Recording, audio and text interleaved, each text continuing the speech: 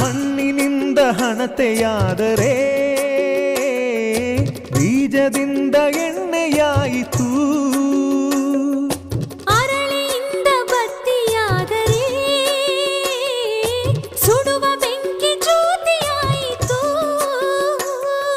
ನಂದಿಸುವುದು ತುಂಬ ಸುಲಭವೋ ಹೇ ಮಾನವ, ಆನಂದಿಸುವುದು ತುಂಬ ಕಠಿಣವೋ ಹೇ ದಾನವ.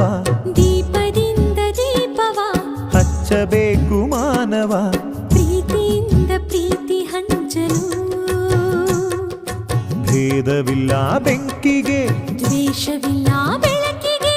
ನೀ ತಿಳಿಯೋ ನೀ ತಿಳಿಯೋ.